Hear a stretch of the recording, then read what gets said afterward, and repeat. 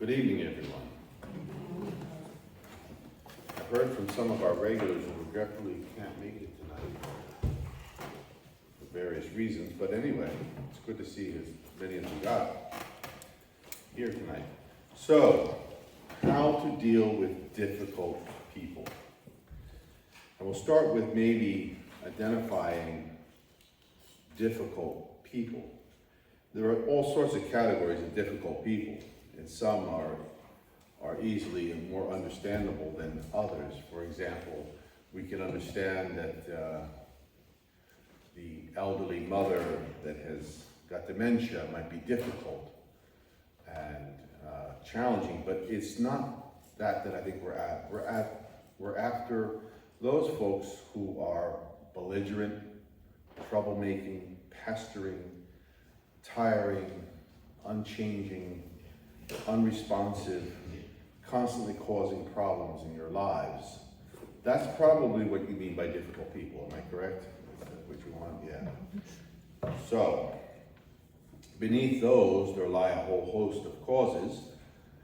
We'll eliminate the mental causes because they simply really are beyond their control, such as bipolar or schizophrenia or any of that sort that maybe you may have to be dealing with. Those things should be treated accordingly with medicine if possible. But there will be some answers to even that here tonight.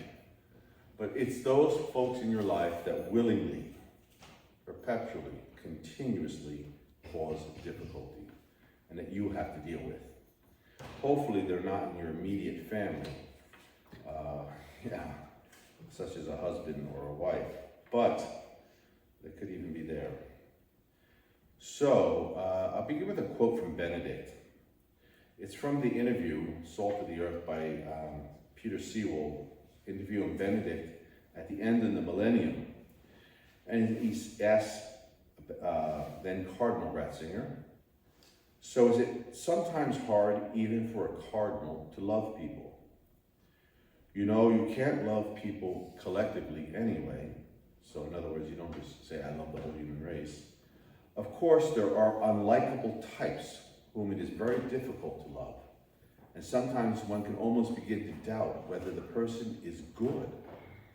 And to ask oneself whether the Creator hasn't let things get so far out of hand that this creature is starting to become dangerous and can't be worthy of love any longer.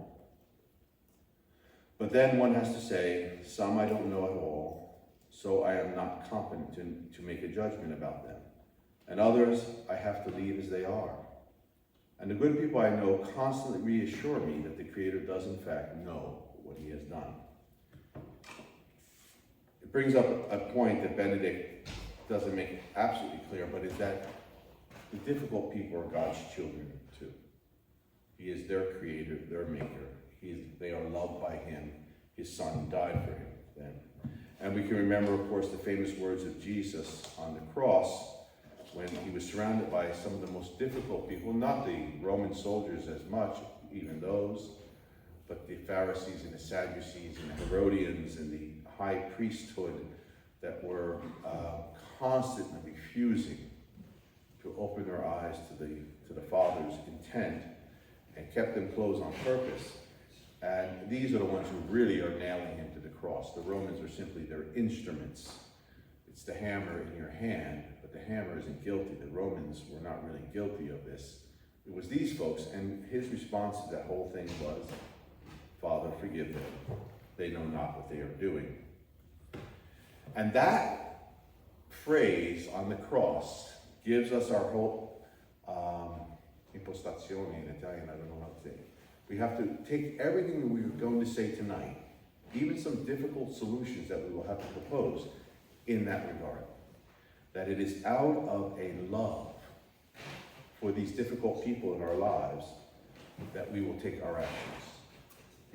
So, difficult people continuously, perpetually causing you problems.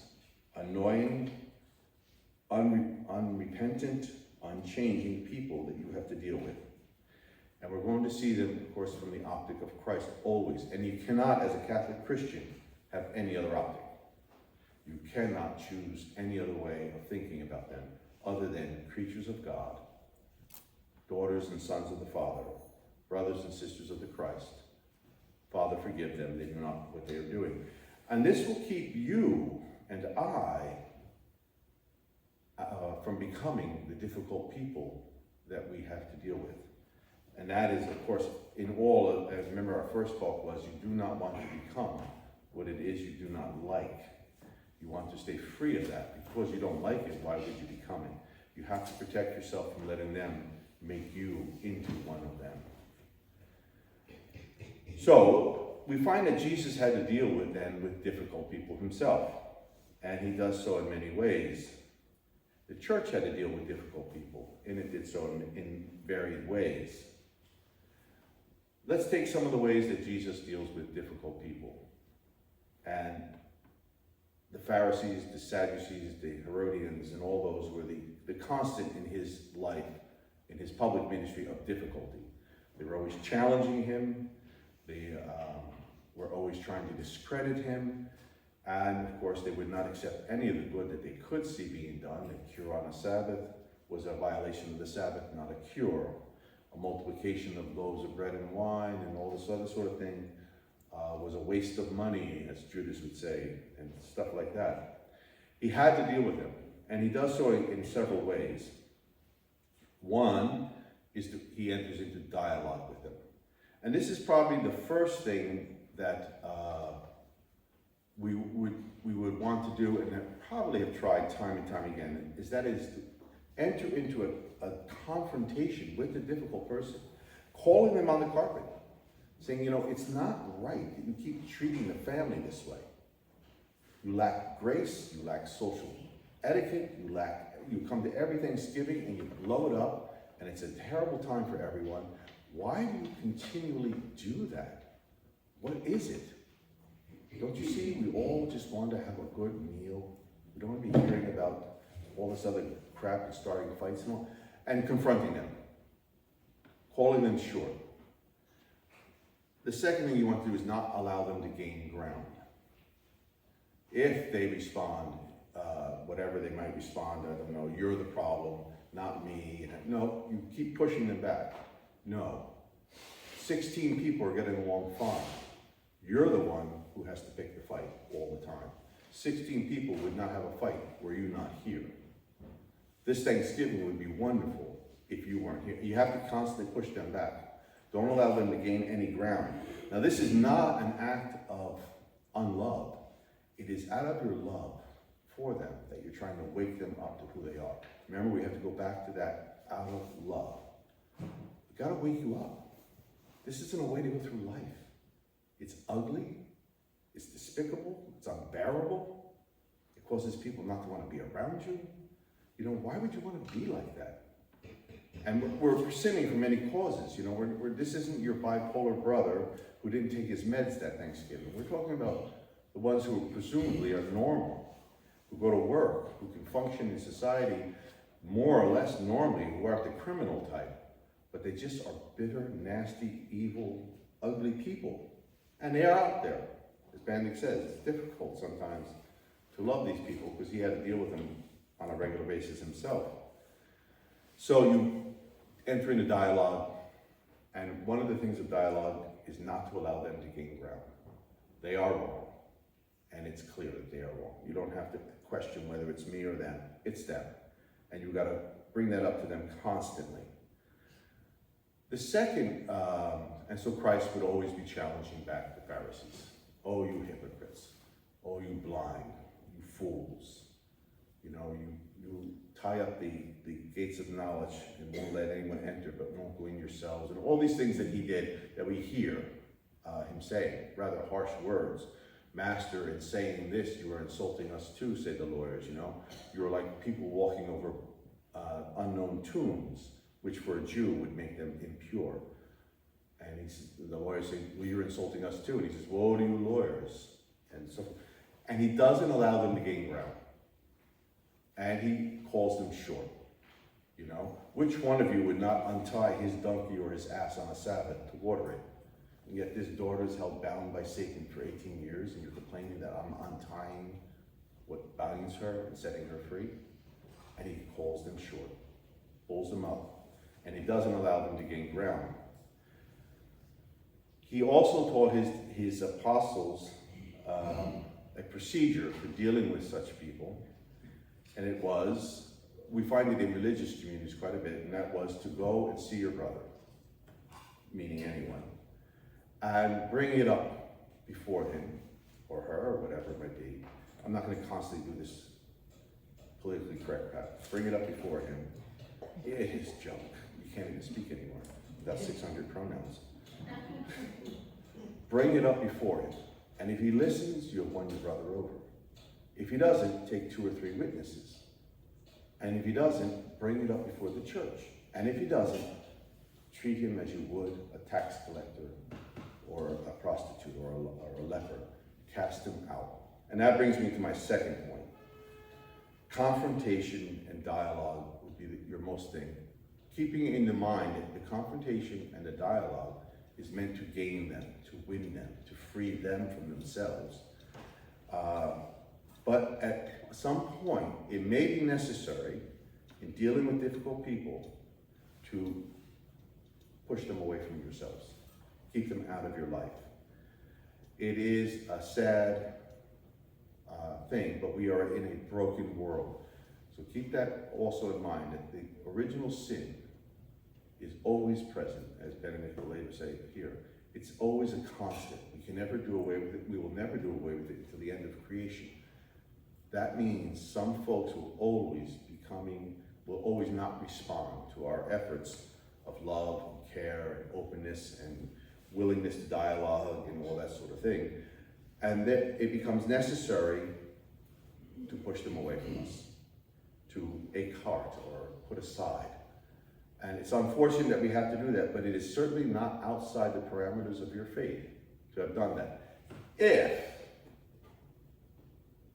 it is a move of love of self and love of the other, love of the family, whatever, love of the neighborhood, whatever, and if it is done from that motive of love.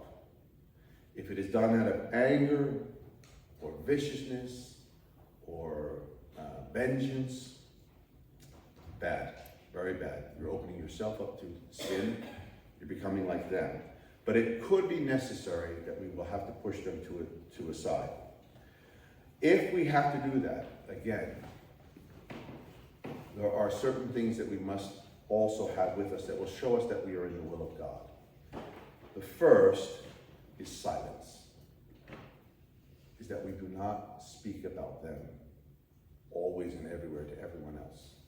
You know, I had to push my brother away from coming to Thanksgiving because you know what a pain in the neck he is, and he always wrecks everything. And I don't know what his problem is. He grew up in the same household as we did. He had the same loving parents, and he's got this chip on his shoulder, and he makes everything difficult. No. You're not in the spirit of Christ. Where's your brother? He couldn't make it this year, or wasn't invited this year. Leave it at that. It has to be no gossip. No getting it off your chest to everyone you meet in the neighborhood. No telling the lady down at the Stop and Shop, oh, you think your brother's so great, right? Let me tell you about his hunger that Sunday. Yeah, that lady being my sister.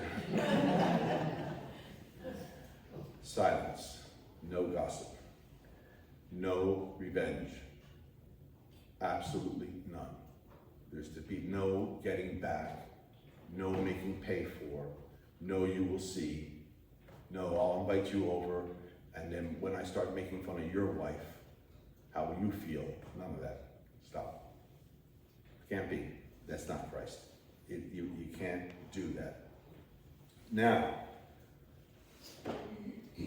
one of the things we do find in that opening scene that I began with is not only does Jesus treat everyone with this attitude of love, Father, forgive them, and they know not what they're doing, but that is actually a prayer to the Father. It is not just a statement of Christ, it is a prayer, it is to God his Father.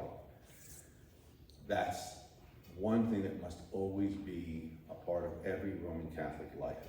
Prayer for them, constant, unending. You can remember, I'm sure you all know, that St. Monica, the mother of St. Augustine, prayed for 30 years before he was converted. 30 years. So it's a lifetime work sometimes, but always. And this prayer to the Father, forgive them, they know not what they're doing, open their eyes, grant them peace of soul, may they see a better way. Can they not learn to get along? Can they go get some help from a psychiatrist or whatever they might need to deal with their problems, issues, whatever it might be? This is the number one action that you're going to take with the difficult people. Always, even before the dialogue and the confrontation, even before you may have to cut them out of your life. Now, there are some folks on the societal level that are of this nature. And society has put in certain penal codes and certain legislations to protect the rest of society from them. And these are good and healthy things, so that the criminal is put in jail for a time considered necessary. And at sometimes it is necessary. Some people are so difficult, so unrepentant and so unchanging that they must be put in for life imprisonment. And some are so bad, so dangerous, they must be put to death. And the society has a right to protect the good and the innocent. It cannot allow that. I'll leave as a question for you, how does the sanctity of every human life and capital punishment go together? They can, but I'll leave that as a question for you to think on. But anyway, in society, they have to deal with the difficult people, and they have these penal codes. What they do not have in society, and it's a good thing, they do not have is this prayer. They do have dialogue and confrontation at times. What they don't have is prayer, and they don't have is silence, and what they don't have is no revenge. What we Catholics add to the mix is exactly that: the prayer, the silence, the no revenge. And those cover a broad array of everything underneath them, you know, no revenge. You can imagine whatever it might be. But that's what we add to the mix. And yes, it may be necessary even to cut out for the rest of your life someone from your life. You have no power to put to death. So don't think that I'm okay in capital punishment in the hands of your brother-in-law. No, you have no right to put him to death, even though he may be that dangerous a person. That's the legal authorities, but you have a right and a necessity at times, after having tried, to push people back. So, a cardinal tells us he even wonders whether they are worthy of love anymore. And does God the Creator, has he not let things go too far? And then he says, no, the Creator knows what he's doing. But that he has to deal with them in ways that are often difficult.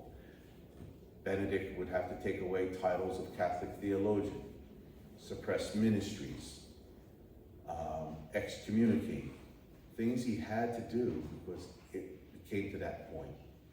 But throughout all of this book in which he discusses these kind of people, he always starts with a dialogue, a trying to understand, a trying to come to an understanding. Then he takes the action that might be necessary. Always open to the possibility at any point that they might change. And this was the history, this was the homily I gave on All Saints. This is the Augustine. This is the Charles de Foucault, who suddenly, for reasons inexplicable to us, do an about-face and become the people that we were hoping they would be. The one that we can say, now, sit at table at Thanksgiving. You're no longer who you were. We no longer have to fear that you're going to start a fight, throw the wine, wreck the dessert, make the kids cry. Welcome. And that is the hardest part probably for a lot of us, because of the deep-seated resentments of the pain and suffering they have caused us. We don't want to do that. But as Roman Catholics, you must do that. That is exactly what Jesus did. Many Pharisees and priests became disciples, we're told in Acts, after the resurrection. And the apostles did not toss them out saying, hey, wait a minute, whoa, whoa, whoa. 2 weeks ago, you were throwing this guy on a cross. You scourged us at the temple. You put us in prison. Now you want to be part of us? They knew. They understood the Christian way. Welcome, brother. Come.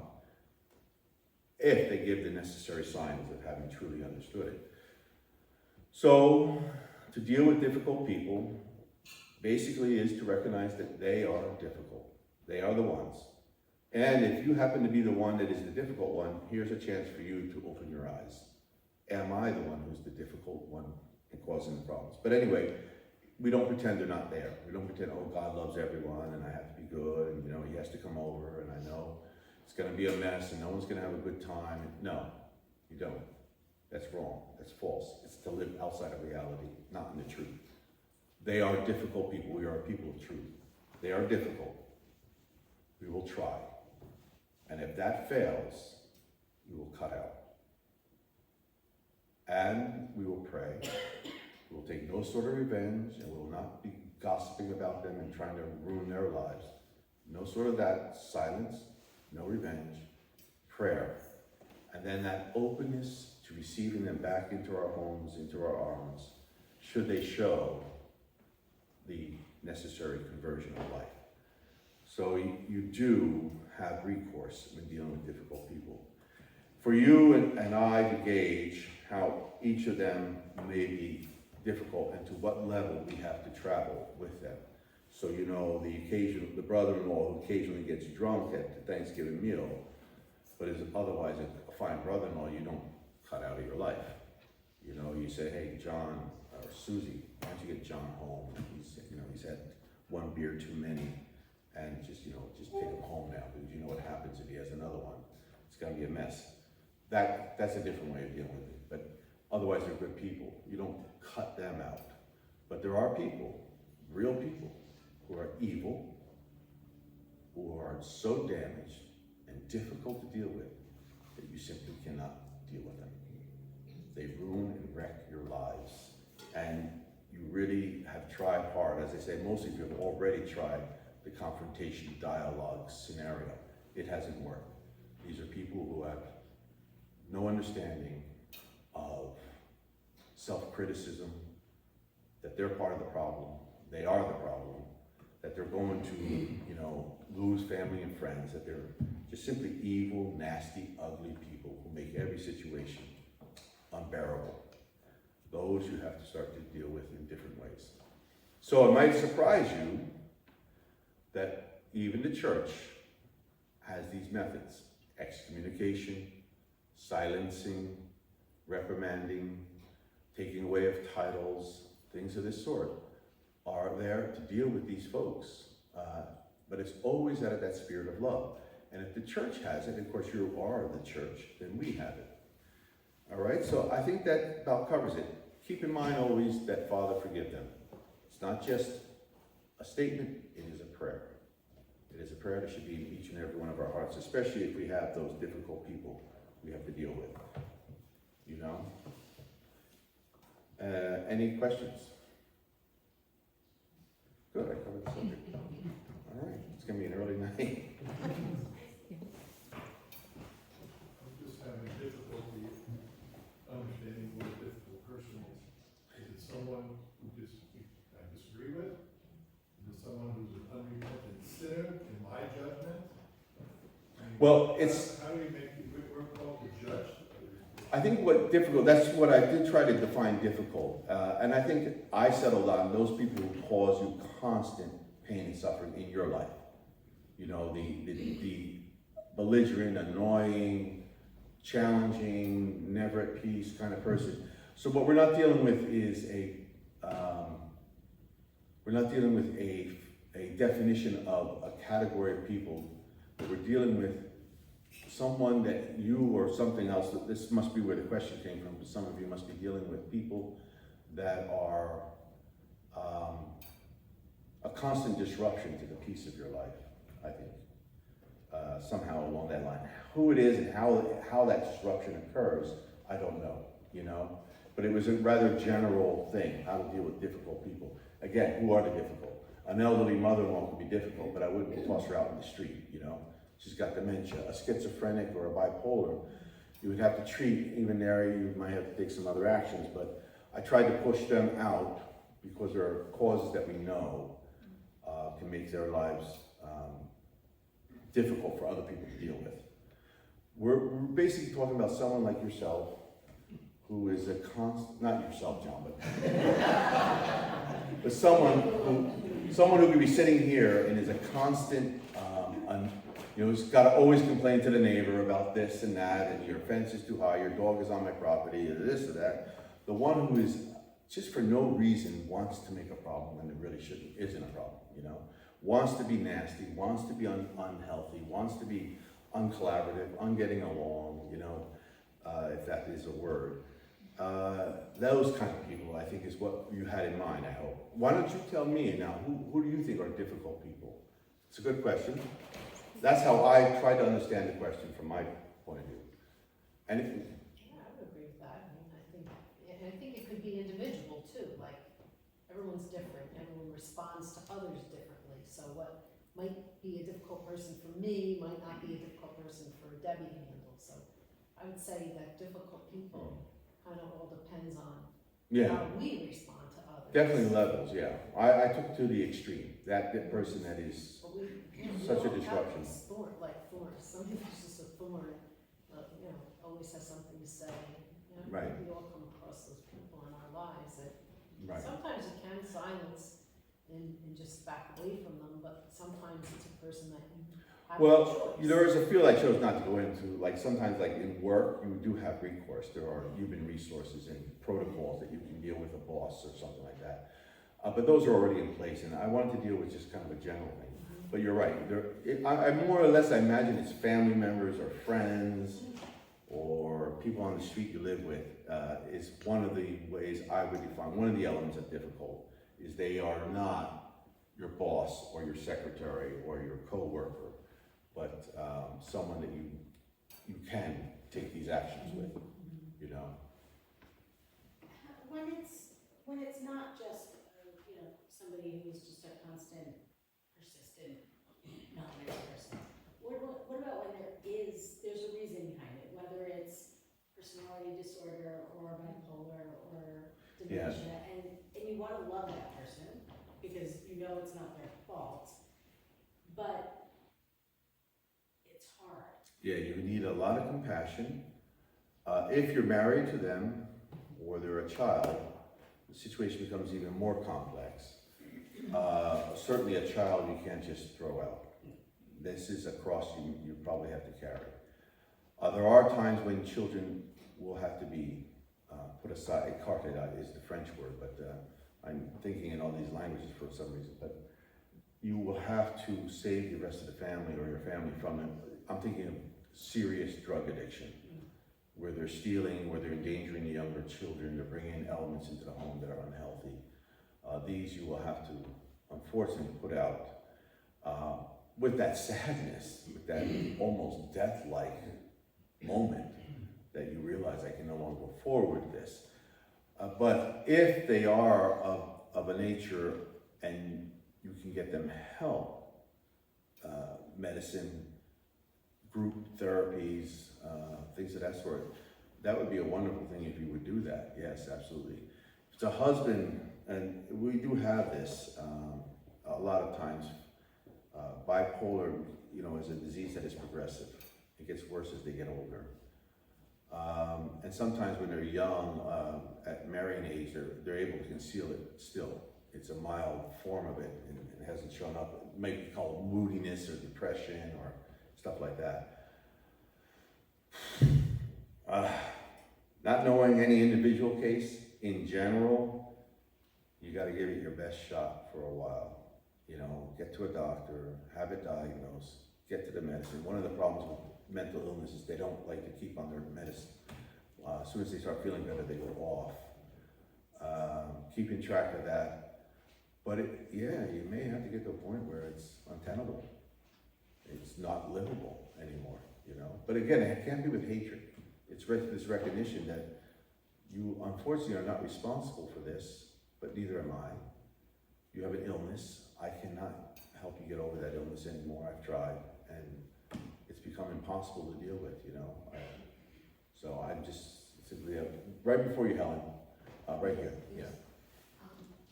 I'm a family member that sometimes is confrontational at family gatherings, and sometimes they just splash a glass of water or wine on someone that they disagree with. And how can I talk to this person before they exhibit this behavior, and then how could I confront them or talk peacefully to them after they exhibit Okay, crazy behavior? two things, there's the before and the after, but there's also at the moment of. There, they should be called short on the carpet. That's what Jesus would do. That is incorrect behavior, is unacceptable in my household. You will not do that again. You will apologize. You know, I don't care how much the two of you disagree, that is not acceptable in my home. That's the immediate action that I would take, something of that sort.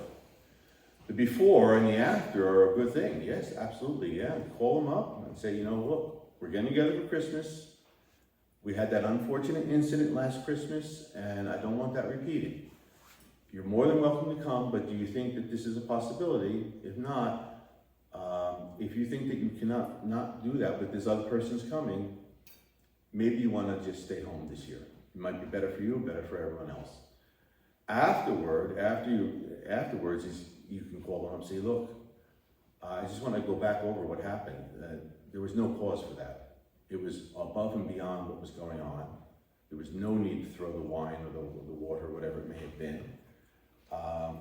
It was a waste of wine. No. There was no reason for that whatsoever, and it will not be accepted in my house again.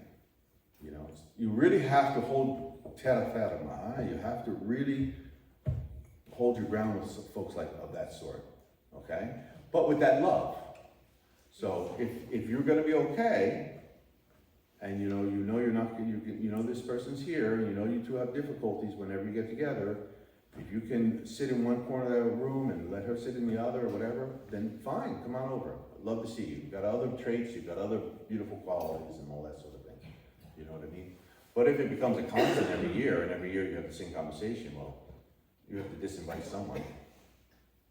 You know?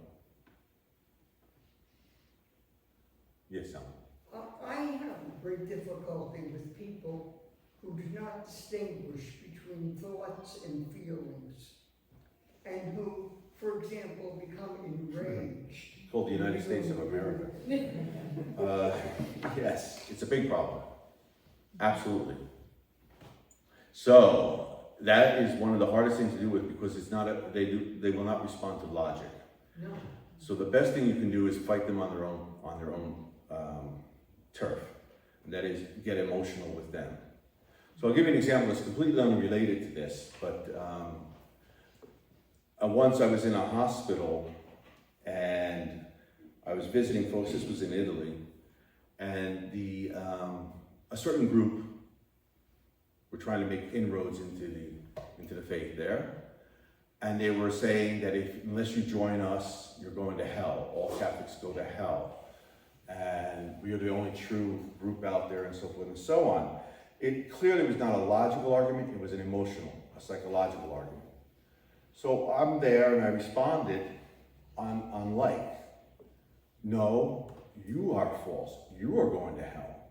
You are the ones that are wrong. That's the only thing they understand is these threats and whatnot. Well, then I'll respond with that. I won't sit down and say, well, you were founded in 1819 in a bar in Pennsylvania. And I hardly think the Savior of the world waited 1819 years to start his church, and so I won't have that kind of argument with them, because they can't respond to it. But what they do respond to is the emotional, and you have to kind of meet them on their own emotional turf. I've often said that to others, especially in group meetings, political rallies, all this sort of thing. It's not anything, it has nothing to do with logic. It's cause-oriented, it's reactionary. This is what we, and I don't mean this well, let me just say it. We in the United States, we are reactionary people. We're cause-oriented. We have one cause, women's rights, and it's going to trample all over every other truth. We react, we don't think through things very well. logic or reason out. And so the only way to do is to meet them on their own terms. Fight fire with fire. You know, if you have any success, you know. So don't even try the logic because you'll get angry and frustrated, you know. Any other questions? Yes? Yeah. So the emotional one is the most difficult one to deal with. These are the folks that are absolutely unreasonable. Boy, I'll tell you what, sometimes you have to be in their company. But the one little thing I didn't say and that you can also do, and I'm speaking from the point of view of how you deal with difficult people in your life. There's another thing that you can do is you can walk away. You can leave the party. You can get up and say, okay, I've had enough. These two want to sit here and throw wine at each other, that's fine, but I'm not sitting through this, you know. Now, if you happen to own the house, you got a problem, but go downstairs. The whole You can day. say, it's time for me to go to bed. Something like that. You see, yeah, because you realize that reasoning with them is not gonna work. The emotional person is the one that is most difficult to deal with. And it just takes practice to learn what they're going to respond to. It's a hit and miss kind of thing, but it'll never be a reasoned argument. It never will be. Because they're coming out of emotions, you know? And emotions are supposed to be guided by the mind, by right reason. And when they take over, anything's possible, you know? Father, this has nothing to do with tonight's chapel chat. It's your last chapel chat. You told us to go home and read Acts of the Apostles, and we would find something in there that would show us about Lucky Charms and things. I'm 3/4 of the way through Acts, and I haven't found anything. Keep going, you get to Simon the Magician in a little bit. You're supposed to answer that first. It's in there, Okay. all right? But it's just Simon the Magician for that little aspect of it. The lucky straw was a possibility offered, comes from the drawing of the straws to choose the new replacement of Judas, who killed himself. Okay. You had a question? So when do you determine to engage and do the steps you're recommending, and then how we hear like Christians turn the other cheek? Where do you? Yeah, so Paul, when we're insulted, we respond with a blessing. Persecuted, we work for the very persecutors, what Christ did. Turning the other cheek is a valid principle, but it's supposed to be in view of gaining the other person. So if someone slaps you on one cheek, turn the other, it's kind of like a shock to the other person that you would put up with this kind of behavior, waking them up and all sorts of things like that. Christ himself would avoid being captured in the scriptures. We watch him crisscrossing the Jordan on purpose, so that, because it wasn't his hour. So when they try to capture him, he would jump over into a different tetrarch's territory on purpose. So it's not to be taken as a literal, be a doormat. There are times though when you will have to be a doormat. You will have to put up with some things, you know, and that should be also, before you get to the extremes, you should have been a doormat for a good while, trying to work things out and whatnot, you know. But that doesn't mean that what you're doing by turning the other cheek is that you're going to let evil prosper. The very life of Christ is to conquer evil, is to put it down, and he does, and he knows that. You know, it's not as if he's going to let, oh well, Mr. Satan wants to run off with all these souls, what can I do? No, he's going to go in battle. And he does.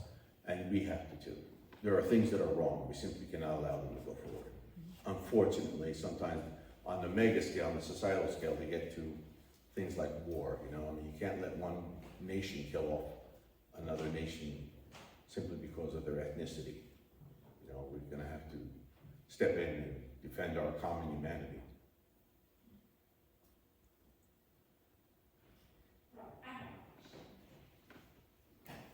Doing everything is normally done out of love. You try every angle out of love. I get to the point where it doesn't feel like love anymore, so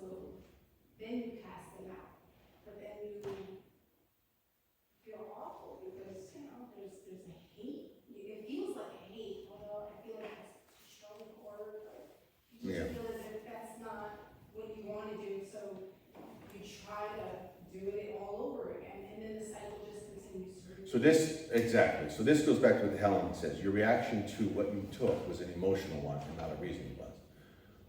What you should do when you start to feel like that is, did I do it because I care about the person? Was it a good action to take? Is it resulting in what I hoped it would result in?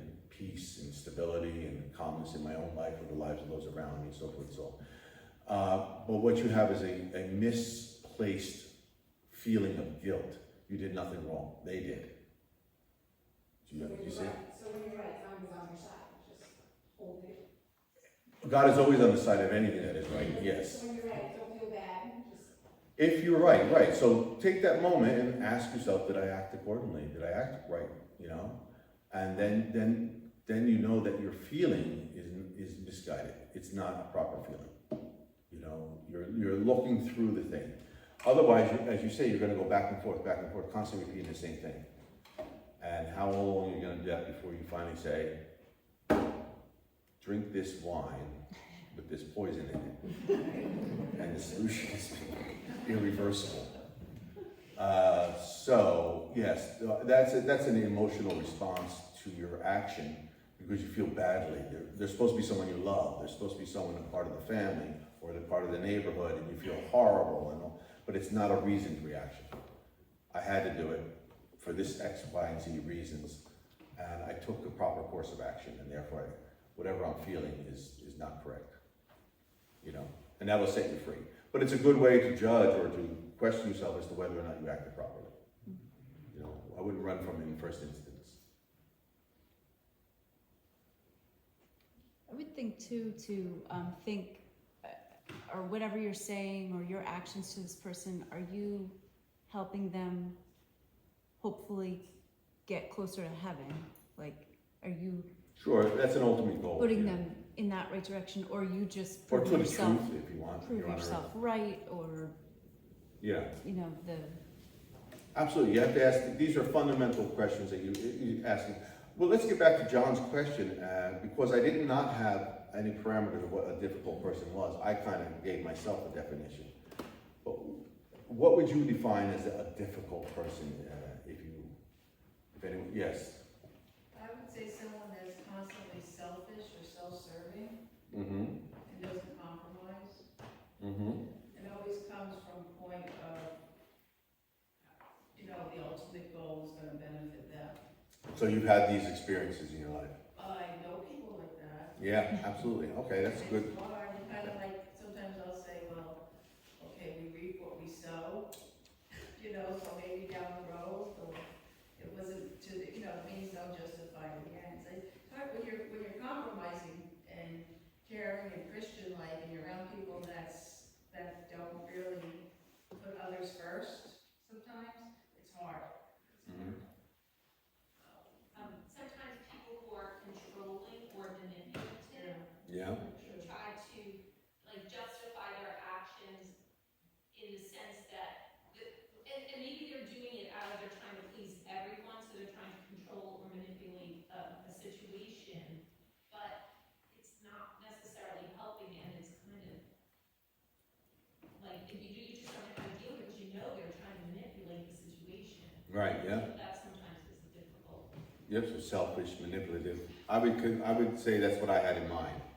And there are people for me, a constant interaction. I have a regular meeting with them, or you know, and that's what makes them difficult for me.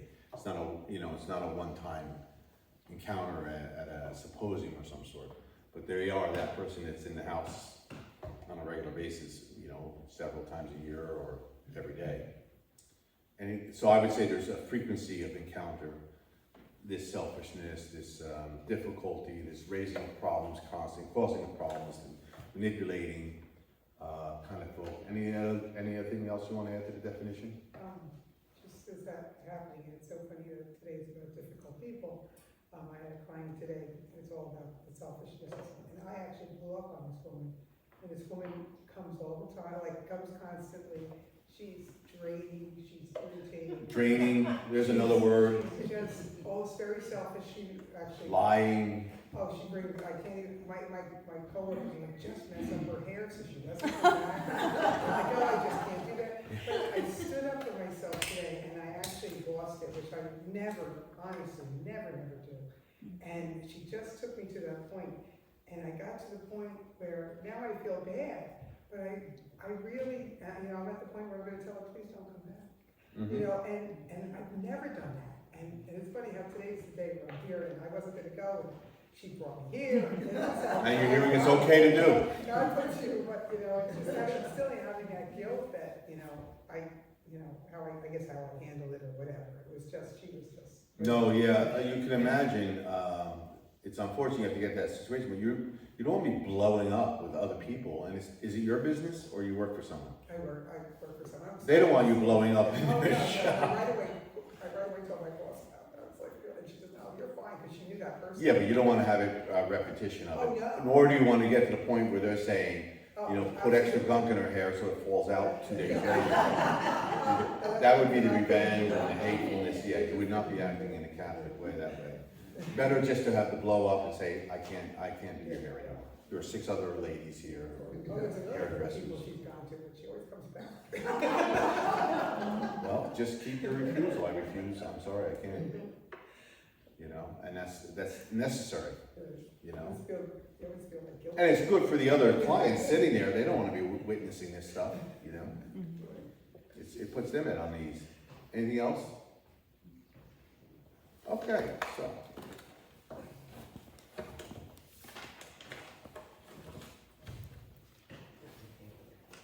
Oh, I thought it was mine. I knew it was too neat. Thank you, Father Steve, for sharing your thoughts again with us. And thanks for those that reminded me. So we have recorded each one of these chapel chats. So if you want to go back, or somebody couldn't make it one of the nights, if you go on the OLM website, you'll see the recordings under chapel chats. And if you can't make our final one in a couple weeks, again, we'll record that as well. So we thank Father Steve again for his intellect and ability to help us deal with situations that we have. Our final chapel chat will be on November 17th in 2 weeks, and the topic will be matrimony, divorce, and remarriage. So Father Steve, if you'd like to lead us in a final prayer. In the name of the Father, and the Son, and the Holy Spirit. Lord, give us the wisdom to understand when someone is truly a difficult person and how to deal with them in all the various stages, through prayer and through dialogue, confrontation, and eventually, hopefully, reconciliation. And also, Lord, open our eyes if we are the difficult ones, and grant us the grace of